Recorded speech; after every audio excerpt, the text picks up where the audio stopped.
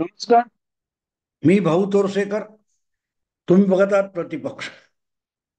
मित्रांनो, राजकारण किंवा सार्वजनिक जीवनात तुम्ही वावरता तेव्हा माणसं तोडण्यापेक्षा जोडणं आवश्यक असतं. कारण तुम्हाला माहिती नसतं परिस्थिती केव्हा कशी येईल. आणि जेव्हा आपल्यावर संकट ओढवलेलं असतं तेव्हा हाक मारल्यानंतर चार माणसं धावून यावीत आपल्या मदतीला, याच अपेक्षेने आपण माणसं जोडत असतो. कुटुंब, परिवार, गोतावळा हे शब्द किंवा समाज हे शब्द कुठून आले? हे त्यातून आलेले असतात. आणि त्यामुळे सार्वजनिक पातळीवर जेव्हा तुम्हाला नेतृत्व करायचं असतं, समाजामध्ये प्रतिष्ठा मिळवायची असते, तेव्हा तर तुम्हाला अधिकाधिक लोकसमूह आपल्या भोवताली गोळा करावा लागतो. लोकांचा संचय निर्माण करावा लागतो. लोकांच्या सदिच्छा गोळा कराव्या लागतात. तुमच्याविषयी आस्था, आपुलकी गोळा करावी लागते. तुमच्याविषयी धाक, तुमचा वचक असला पाहिजे, पण त्याच बरोबर आपुलकी आणि आस्था पण असली पाहिजे. नेमका याच एका गोष्टीकडे अनेक राजकीय नेते दुर्लक्ष करतात आणि म्हणून त्यांना मिळालेल्या संधीला मातीमोल करून टाकतात. साधारण 2.5 वर्षापूर्वी, म्हणजे महाराष्ट्राचं मुख्यमंत्रीपद आपल्या वाट्याला येण्यापर्यंत, सध्याचे काळजीवाहू मुख्यमंत्री एकनाथ शिंदे नेमके कोण होते? मी शिवसेनेचा दीर्घकाळ अभ्यासक राहिलेलो आहे. 4 वर्ष शिवसेना महाराष्ट्रात विस्तारली.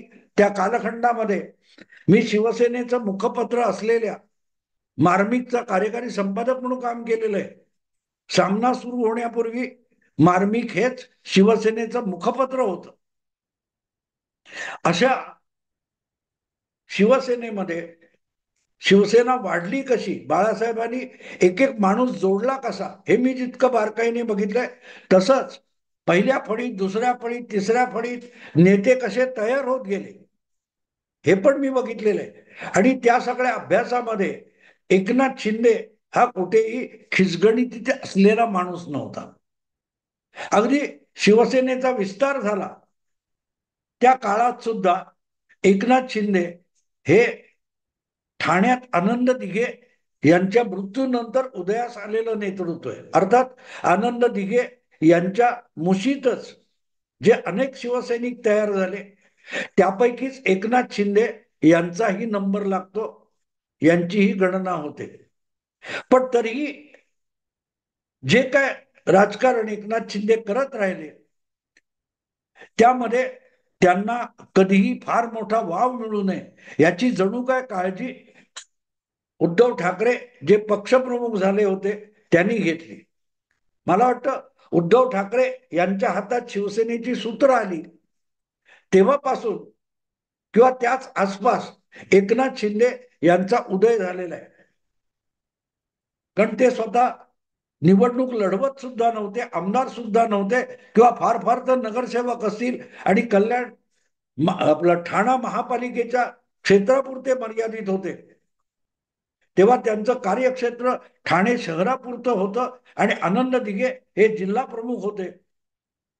पण सतत आनंद दिघेंच्या सहवासात राहिल्यामुळे नंतरच्या काळात एकनाथ शिंदे यांच्याकडेच शिवसेनेची ठाणे जिल्हा प्रमुख म्हणून धुरा आली. आणि एवढं सगळं होऊन मंत्रीपद मिळून सुद्धा मला वाटतं 2014 मध्ये ते पहिल्यांदा मंत्री झाले, त्याच्या आधी आमदार होते. पण मुख्यमंत्री होईपर्यंत एकनाथ शिंदे यांचा सगळं प्रभाव क्षेत्र हे ठाणे शहर, महानगर आणि ठाणे जिल्ह्यापुरतं मर्यादित होतं. जिल्ह्यापुरतं मर्यादित होतं. पण माणसं जोडणं हा जो त्या माणसाचा छंद आहे, त्यामुळे मंत्रीपद मिळाल्यावर, वेगवेगळी साधनं हाताशी आल्यावर त्याने ज्या प्रकारे महाराष्ट्राच्या कानाकोपऱ्यात आपली माणसं जोडली, शिवसेनेतली माणसं जोडली, शिवसेनेच्या बाहेरची पण माणसं जोडली, अगदी शिवसेनेचे विरोधक असलेले लोक सुद्धा जोडून घेतले. म्हटलं तर जे जितेंद्र आव्हाड आणि एकनाथ शिंदे यांना समकालीन मानता येईल. हे मी एवढ्यासाठी सांगतोय मित्रांनो, की उद्धव ठाकरे आणि एकनाथ शिंदे यांच्याकडे पण आपण समकालीन म्हणून बघू शकतो. एकनाथ शिंदे मला वाटतं शाखा प्रमुख किंवा असं काहीतरी असेल, त्यावेळेला उद्धव ठाकरे हे कार्याध्यक्ष झालेले होते. एकनाथ शिंदे फार फार तर नगरसेवक असतील. पण मग आपल्यावर जी जबाबदारी आहे ती पार पाडण्यासाठी कुठलाही अभिमान, स्वाभिमान, अहंकार याच्या आहारी न जाता आपली गरज भागवण्यासाठी कोणाचीही मदत घेणं आणि मदत घेताना लवचिक होणं, नतमस्तक होणं, याची सुद्धा एकनाथ शिंदेना लाज वाटलेली नाही. मित्रांनो, मुद्दाम तुम्हाला सांगतो की 2017 मध्ये मला वाटतं, सॉरी 2012 मध्ये, 2012 मध्ये जेव्हा महापालिकांच्या निवडणुका झाल्या, तेव्हा एकूणच शिवसेना प्रतिकूल परिस्थिती होती. मुंबईत लोकसभा, विधानसभेला शिवसेनेने जबरदस्त फटका सोसलेला होता. राज ठाकरेंचा उदय झाला होता. त्यांचे मुंबईत 6 आमदार होते आणि शिवसेनेचे फक्त 4 होते. तरीही भाजपच्या मदतीने कशा बस मुंबई महापालिकेत सर्वात मोठा गट होण्यापर्यंत शिवसेना भाजप युतीने मजल मारली होती, बहुमत मिळालं होतं. पण ठाणे महापालिकेमध्ये शिवसेनेला बहुमत मिळालेलं नव्हतं आणि तिथला भाजपचा गट हा शिवसेनेचा महापौर होऊ द्यायचा की नाही याच्यावर अडवून बसलेला होता. अशा वेळेला घोडे बाजार होईल याची जोरदार चर्चा चालू होती. एकनाथ शिंदे हे उठले, तडक राज ठाकरे यांच्याकडे आले. ठाणे महापालिकेमध्ये राज ठाकरे यांचे फक्त 6 नगरसेवक निवडून आले होते आणि त्यावेळेला तर उद्धव विरुद्ध राज हे कडाक्याचं हार्डवेअर म्हणावं इतक्या टोकाची गोष्ट होती. कारण शिवसेनेला मोठा फटका मनसेमुळेच बसला होता. पण मुंबईत जवळजवळ 28 नगरसेवक राज ठाकरेंचे होते, ठाण्यामध्ये 6 होते. तरीही नाशिकमध्ये मात्र राज ठाकरे यांनी मोठी मजल मारली होती. बहुमताच्या जवळ पोहोचले तरी बहुमत हुकलेलं होतं. भाजपला सोबत घेऊन त्यांनी आपला महापौर, मनसेचा महापौर नाशिकमध्ये बसवलेला होता. पण तो इतिहास वेगळा आहे. सांगायचा मुद्दा होता ठाण्यामध्ये शिवसेनेचा महापौर आला पाहिजे म्हणून एकनाथ शिंदे आणि प्रताप सरनाईक हे सरळ राज ठाकरे यांच्या घरी पोहोचले आणि त्यांना साकडं घातलं की बघा, शिवसेनेचा भगवा महापालिकेवर ठाण्याच्या टिकवला नाही. पहिली नगरपालिका ठाण्याची जिंकली होती, तिथला भगवा उतरला जाता कामा नये. याच्यासाठी राज ठाकरेंकडे जाऊन नतमस्तक व्हायलाही एकनाथ शिंदे यांनी मागे पुढे बघितलं नाही, गेले आणि झाले. कसलंही पद आणि कसलाही सौदा न करता राज ठाकरे यांनी ठाण्यामध्ये शिवसेनेच्या महापौर पदाच्या उमेदवाराला बिनशर्त पाठिंबा देऊन टाकला. पण माणूस कदरू कसा असतो, मनाने माणूस कदरू कसा असतो याचं उदाहरण त्याच वेळेला उद्धव ठाकरे यांनी घालून दिलं. ठाण्यात शिवसेनेचा महापौर याला उद्धव ठाकरेंनी रिक्वेस्ट केली नव्हती, एकनाथ शिंदेनी रिक्वेस्ट केली होती आणि ती राज ठाकरेंनी स्वीकारली होती. पण ज्या वेळेला नाशिकचा महापौर निवडायची वेळ आली तेव्हा मात्र उद्धव ठाकरेंनी ते औदार्य दाखवलं नाही. आपल्याकडे पाठिंबा कुठे मागायला आले असं म्हटलं आणि राज ठाकरे यांनी भाजपची मदत घेऊन नाशिकमध्ये आपला महापौर निवडून आणला. ठाण्यात देखील उद्धव ठाकरेंनी राज ठाकरेंकडे मदत मागितली नव्हती, एकनाथ शिंदेने मागितली. मुद्दा का सांगतोय की राज ठाकरेंना आपल्या गुडबुक्स मध्ये आणणं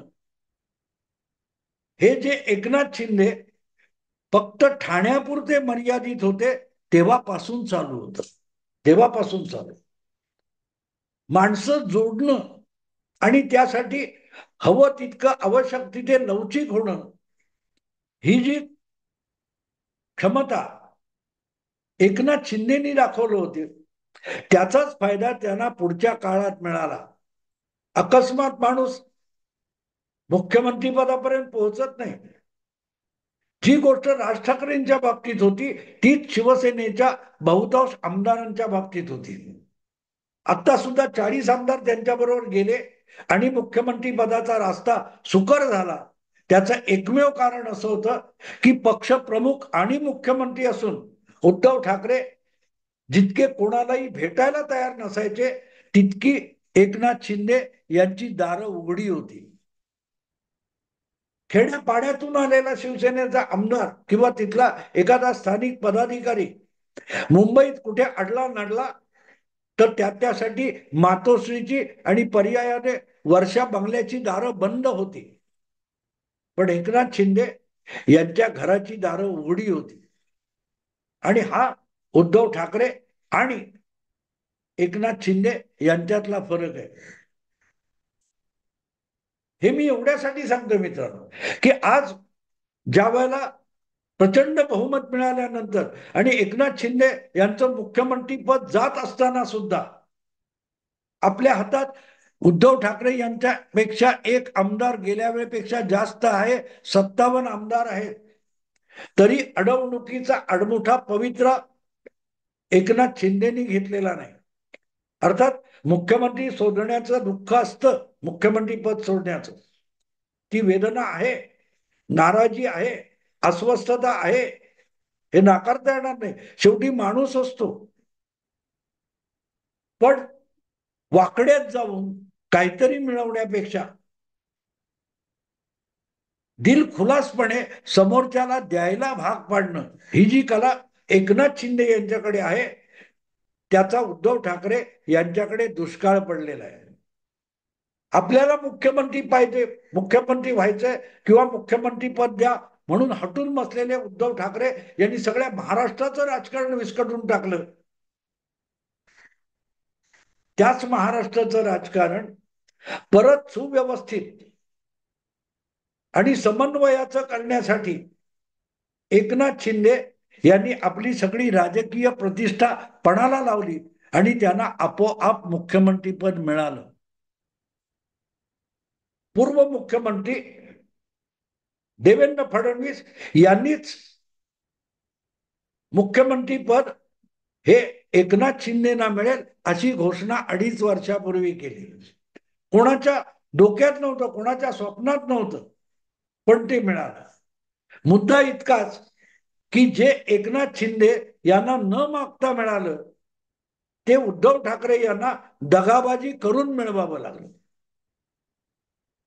आणि ते गमावल्यानंतर ते परत मिळवायचं तर नाकदुऱ्या काढाव्या लागल्या, अगदी 10 जनपद सोनिया गांधींपर्यंत जाऊन शरद पवारांच्या पायऱ्या झिजवून, पण तिथेही नकार घंटाच वाजली.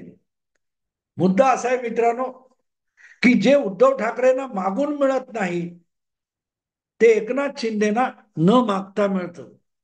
आणि फक्त पद किंवा अधिकार नाही, जागा नाही, सत्ता नाही, सन्मान सुद्धा. सन्मान सुद्धा. उद्धव ठाकरे यांनी जो काही आगाऊपणा केला, त्यानंतर भाजपचे वरिष्ठ नेते मातोश्रीकडे फिरकेनासे झाले.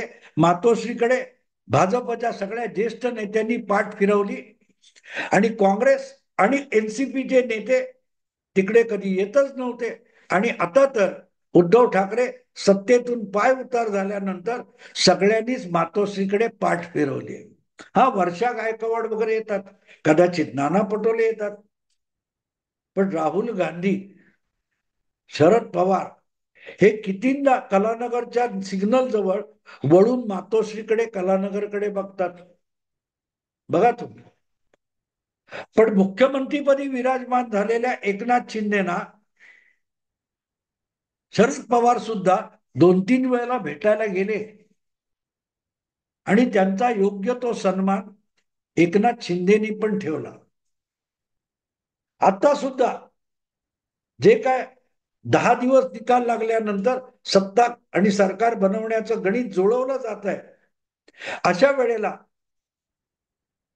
एकनाथ शिंदे वर्षा बंगल्यावर असतील किंवा ठाण्याला त्यांच्या घरी असतील, तर त्यांच्यापर्यंत भाजपचा प्रतिनिधी पोहोचला. खुद्द देवेंद्र फडणवीसांनी सुद्धा एकनाथ शिंदे यांना फोन करून त्यांच्या प्रकृतीची चौकशी केली. आपला माणूस, विश्वासाचा माणूस गिरीश महाजन एकनाथ शिंदेच्या घरी पाठवला. हा फरक असतो मित्र, हा फरक असतो. गेल्या 10 वर्षामध्ये आपल्या नसलेल्या मोठेपणासाठी अहंकाराच्या आहारी जाऊन उद्धव ठाकरे यांनी जे जे गमावलं ते अहंकाराचं कुठेही प्रदर्शन न करता एकनाथ शिंदे यांनी कमावलेलं दिसतं. आज अशी परिस्थिती आली आहे की एक काळ मातोश्रीचा जो दबदबा होता, अगदी बाळासाहेब गेल्यानंतर सुद्धा 5-7 वर्ष जो मातोश्रीचा दबदबा होता, तो उद्धव ठाकरे यांनी गेल्या 5 वर्षात मातीमोल करून टाकला. आणि दुसऱ्या टोकाला बघा मित्रांनो, अवघ्या अडीच